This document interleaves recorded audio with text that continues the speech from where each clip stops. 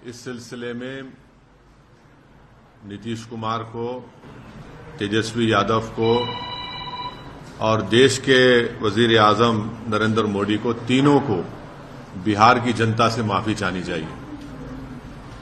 और तीनों पार्टीज ने मिलकर बिहार की जनता को जो बातें की हैं और जो वादे किए थे और अपनी पॉलिटिकल आइडियोलॉजी की बात की थी, उन सब तीनों ने मिलकर बिहार की जनता को एक बहुत बड़ा धोखा दिया है। और यकीनन इसमें सबसे बड़ा रोल है नीतीश कुमार का।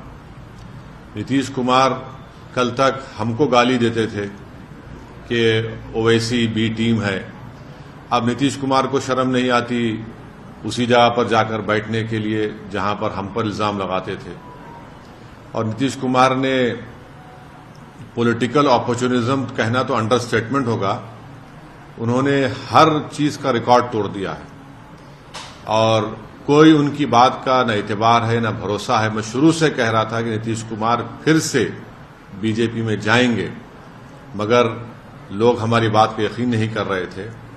अब हम तेजस्वी यादव से पूछना चाह रहे हैं कि बताओ कैसा लग रहा है आपको? अभी आपने हमारे 4 एमएलएस को तोड़ा था, अब आपको कुछ दर्द हो रहा है सीने में? तकलीफ हो रही है आपको अपने भेजे में? अब आपको मालूम हो रहा है कि जो खेल आप हमसे खेले थे वही खेल आपसे हो गया।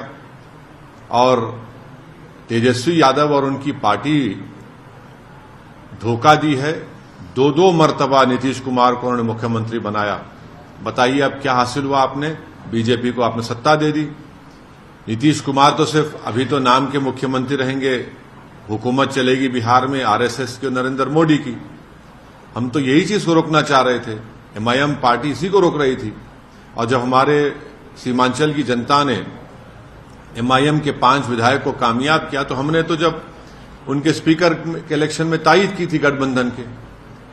मगर तेजस्वी यादव को और उनके परिवार को ऐसा लगता है कि बिहार की जनता एक तरफ और उनके परिवार से कोई भी मुख्यमंत्री बन जाए।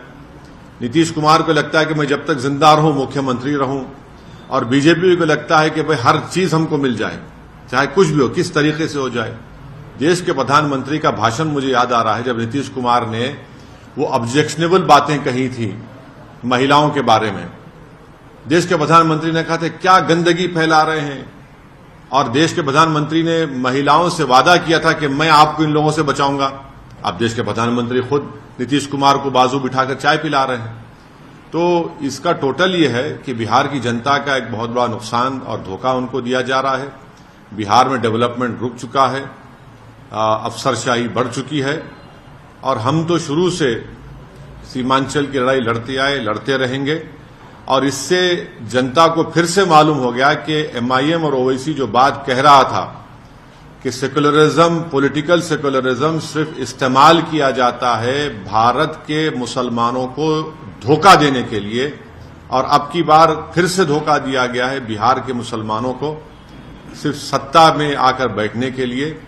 मैं उम्मीद करता हूं कि न सिर्फ बिहार बल्कि पूरे देश के जो अल्पसंख्यक समाज, मुसलमान और जो हमारे सेकुलर जहन रखने वाले हिंदू, ओबीसी और दलित भाई हैं, वो देखेंगे इन चीजों को कि कैसे सेकुलरिज्म के नाम पर चुनाव में तो वोट लिया जाता है और उसके बाद फिर आपके वोट को ले जाकर आरएसएस और मोदी के झोली में रख दिया जाता है। तो उम्मीद करते हैं कि वो इससे एक इसका नोट लेंगे और उन पार्टीज का साथ देंगे जो आपकी पॉलिटिकल लीडरशिप को डेवलप करना चाहती है। अगर आप ये वीडियो YouTube पर देख रहे हैं तो हमारे चैनल को सब्सक्राइब करें और बेल आइकन को दबाना ना भूलें। अगर आप Facebook पर ये वीडियो देख रहे हैं तो हमारे पेज को लाइक करें।